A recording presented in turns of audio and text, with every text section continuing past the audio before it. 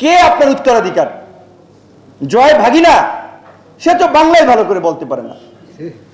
পুতুলের কথা বলছেন, শুনছে অনেকে বলছে যে পুতুলকে পরবর্তী উত্তরসূরি তৈরি করার জন্য ইন্ডিয়াও হেল্প করতেছে, যেই কারণে বিশ্ব স্বাস্থ্য সংস্থার রিজিওনাল কান্ট্রি ডিরেক্টর বা আঞ্চলিক আপনার এই কর্মকর্তা নির্বাচনের ক্ষেত্রে ভারত খুব সহযোগিতা করেছে, যার অফিস ভারতে, যাতে তাকে নার্সিং করতে পারে ভারত এখন থেকে।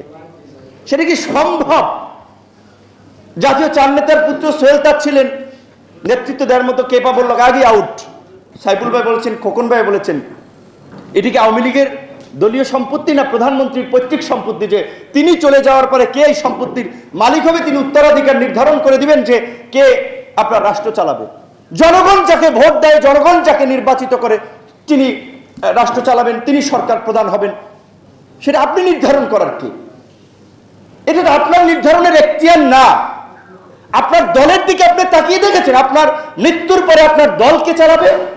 আপনার দল কি বঙ্গবন্ধু মারা যাওয়ার পরে যেভাবে 5 ভাগে ভাগ হয়েছিল, মিজানুর রহমানের নেতৃত্বে একদল, কামাল হোসেনের নেতৃত্বে এক খণ্ড, অমুকের নেতৃত্বে এক খণ্ড, আপনার মৃত্যুর পরে আপনার অনুপস্থিতিতে আপনার দল কয় খণ্ড হবে একবার তাকিয়ে দেখেছেন?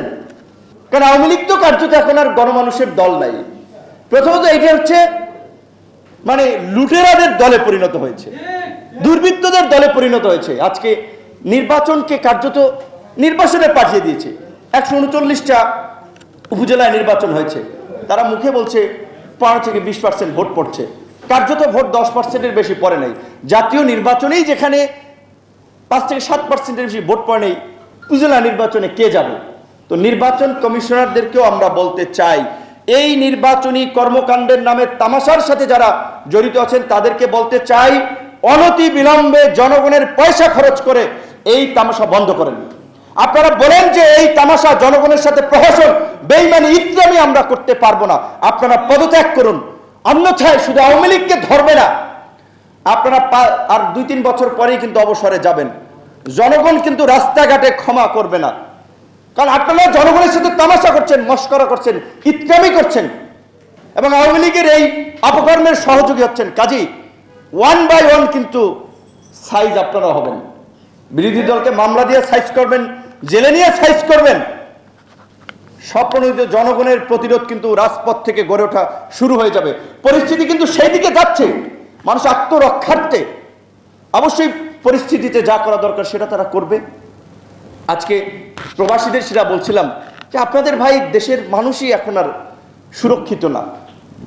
তারপরেও বিদেশের যারা আছেন, আমাদের রাষ্ট্রদূতরা, দূতাবাসের কর্মকর্তারা, এইরকম একটা ওভার পপুলেটেড ছোট্ট কান্ট্রি টিকে আছে এই রেমিটেন্স ফ্লোর কারণে। কাজেই প্রবাসীদের দিকে একটু নজর দিন। যারা স্থায়ীভাবে ইউরোপ আমেরিকাতে আবাসন করেছে তাদের দিয়ে বাংলাদেশের কার্যত যতটা না এখন সহযোগিতা হচ্ছে, কর্মজীবী প্রবাসীদের দিয়ে তার চেয়ে বেশি সহযোগিতা হচ্ছে। কারণ এই খরা তো সরকারকে ট্যাকেল দিতে হচ্ছে, যে রেমিটেন্সের যে প্রবাহ, রেমিটেন্সের যে ঘাটতি, রিজার্ভ যে তলানিতে, 48 বিলিয়ন রিজার্ভ নিয়ে খুব গর্ব করেছিলেন, এখন কোথায় গেছে সেই রিজার্ভ? আমাদের 1 লাখ 1.5 লাখ টাকায় মালয়েশিয়া মিডল ইস্টে যেতে পারে, আমাদের দেশে লাগে 4 লাখ 5 লাখ 6 লাখ, কারণ সিন্ডিকেট। এটা হওয়া উচিত গভর্নমেন্ট টু গভর্নমেন্ট। বাংলাদেশের মতো একটা ওভার পপুলেটেড কান্ট্রির ম্যান পাওয়ার, যেটা জিয়াউর রহমান এই কনসেপ্ট কাজে লাগিয়েছিলেন, যার ফলেই তো মধ্যপ্রাচ্যে আমাদের শ্রমবাজার উন্মুক্ত হয়েছিল। বাংলাদেশ থেকে আলেমরা মিডল ইস্টে সম্মানের সাথে চাকরি করতে পারে, একজন আলেমের বেতন 4 লাখ 5 লাখ টাকা করে। কিন্তু সরকারের পলিসি নেগোসিয়েশন না থাকার পরে আলেমরা, ইমামরা যেতে পারছে না। মিডল ইস্টে আমরা সবজি রপ্তানি করতে পারি, পুরো বাজারটা ইন্ডিয়া দখল করেছে। ইন্ডিয়ান সবচেয়ে মিডল ইস্টের বড় সুপার শপগুলো, চেইন শপ, লুলু, তারপর আরো কি কি যেন, সব ইন্ডিয়ান কোম্পানি।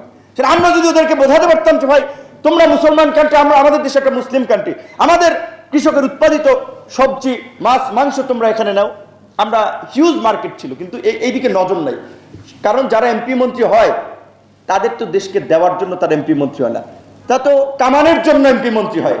যেখানে সালমানের প্রমাণের মতো দরবেশরা সমস্ত ব্যাংক খেয়ে দিয়েছে। ন্যাশনাল ব্যাংকের দেখেছেন তার একটা টেলিভিশন, ইন্ডিপেন্ডেন্ট টেলিভিশনের নামে 330 কোটি টাকা লোন নিয়েছে।